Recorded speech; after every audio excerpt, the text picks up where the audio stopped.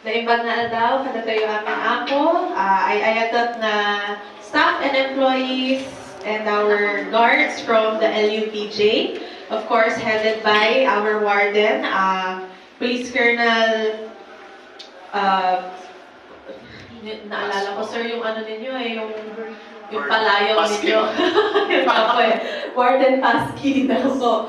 And of course, to our dear all of our partners mula sa National Chaplains of the Philippines na ating mga naging katuwang for making this activity possible.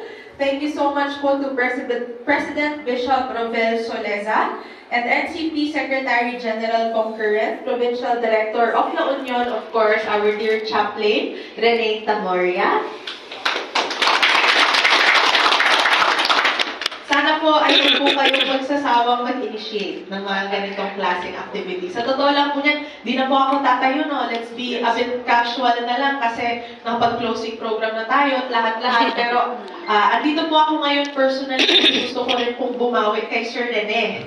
Sa totoo lang po niyan. Kasi marami na pong invite sa akin si Sir Rene sa mga ganitong klaseng programa niya po. Unfortunately, lagi pong may conflict in schedule, so ngayon nakahanap po ako ng paraan para makarating na finally sa workshop po ng ating minamahal na chaplain. Sabi ko, nako, I'll make an effort para makadaan din po ako dito ngayon. So, yes. Sir Rene, thank you po talaga. Kasamahan ko rin po si Sir Rene actually sa Regional Peace and Order Council po natin. Sila po yung nag-represent ng chaplain ng La Union chapter po natin. So, very active po. Actually, hindi lang dito sa La Union, buong region po natin, sir, di ba? Very active po ng mga chaplains po natin. So, makakaasa po kayo that we have their support in maintaining yung peace and order at yung kaayusan po, hindi lamang dito sa La Union, kundi sa buong region po natin.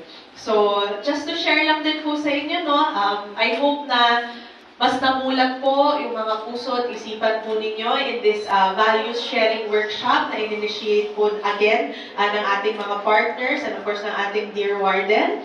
Pero ang pinaka-importante po sa akin and yung lagi ko pong ine-emphasize tuwing magkakasama po tayo, I want to change the culture na meron po kasi tayo sa provincial government of La Union. Madalas po kasi kapag sasabihin mo, staff ng munisipyo, staff ng probinsya, staff ng barangay, mataray agad yung unang iniisip.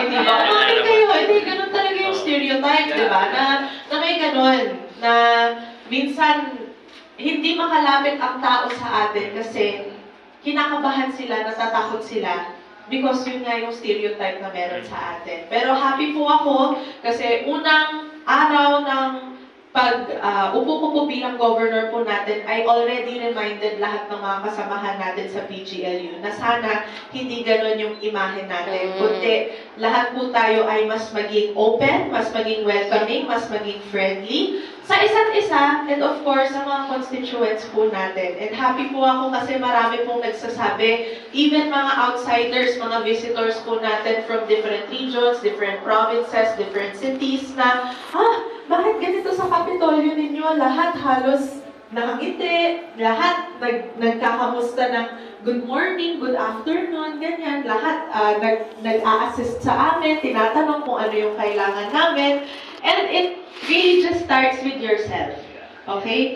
So, yung personal development mo as a person, lagi po yung magsisimula sa mga sarili ninyo. So, I always want you to ask yourselves, bakit ba kayo nandito ngayon? Okay? Bakit kayo pumasok sa provincial jail? Bakit kayo pumasok sa provincial government of La Union? Marami naman tayong options, di ba, for careers, hindi lamang dito sa La Union, even outside. You can go outside La Union if you want. Pero, again, balikan niyo bakit kayo nandito in the first place. Siyempre, siyempre, kailangan naman ng trabaho. Di ba? Lagi naman mag-appear. Pero sana, meron pa pong mas malalim kung bakit po kayo sumama sa pamilya po natin ng PGLU. I hope it's because naniniwala kayo sa values na ina-uphold po natin sa PGLU. And itong classic workshops po na ito is a testament na gusto pa po natin palakasin yan lalo. Okay? Because once you are part of the PGLU family, lahat po tayo magkakapatid dito. Okay? Wala pong iwanan sa atin, wala pong mag-judge sa atin sa isa't isa, kundi lagi ko nga in-emphasize, di ba? dapat probinsyanihan tayo sa probinsya natin ng La Union na kung saan hindi po tayo dapat maghilaan pababa. Okay? Nakakasawa na yung ganong klaseng pag-uugali, ganong klaseng kultura, walang mangyayari sa atin kung ganon. So sana, dito po sa La Union Provincial Jail po natin, sa buong PGLU po natin, simulan natin sa sarili nating mga bahay na nagtutulakan tayo lahat pataas. Kasi kung simulan natin yan sa PGLU, naniniwala ako na kung makita yan ng mga tao, makakaskate natin yan sa mga munisipyo, sa mga barangay natin, at syempre sa mga constituents po natin. And it starts with yourself. And I want you to uphold palagi, and I really firmly believe na lahat po ng ito starts with love. Yeah. Ganon. Sino dito yung mga single? May mga single ba ulit? Oh my gosh! Sasabihin ko pa naman sana, sa mga single dito, kung di pa kayo nakakarinig, ako na lang muna magsasabi sa inyo, I love you. Ay, diba? Pero po kasi, simpleng bagay, di ba? Pag-uusapan natin yung love sa tingin ninyo, napaka-simpleng concept nun. Pero actually, sobrang bigat po nun. No? Sobrang lalim din po nun, lalo na kung unconditional ka magmahal. Okay? Kaya nga, kanina, nang galing ako actually sa bayan ng Burgos, nakifiesta po ako sa kanila. And yung fiesta message ko sa kanila was simple, but I think really meaningful as well. Kasi sabi ko sa kanila, please, this is my fiesta message to all of you. Always spread the love, not the hate. Okay? Again, nakakasawa na yung mga ganong klase, yung puro toxic na lang, puro negative na lang, puro bad vibes na lang. Nakakawalang gana, di ba? Pumasok ng trabaho, or pumasok at all sa kahit anong bagay. Kapag gano'n yung kultura ng isang pinapasukan mo, di ba? So, ano natin babaguhin yun? Simple. Mga sarili ninyo yung mauuna. And then later on, magkakaskade lang po niyan sa isa't isa, sa buong pamilya ninyo, hanggang buong PGLU, hanggang buong La Union. Yun po yung pangarap ko para sa ating lahat. So, again, palakin po natin yung mga puso po natin dito sa PGLU, and always, ipanaig po natin ang pagmamahalan para sa isa't isa. Because I myself love all of you. Kaya thank you, and pasensya kung nag-antay kayo ng kaunti.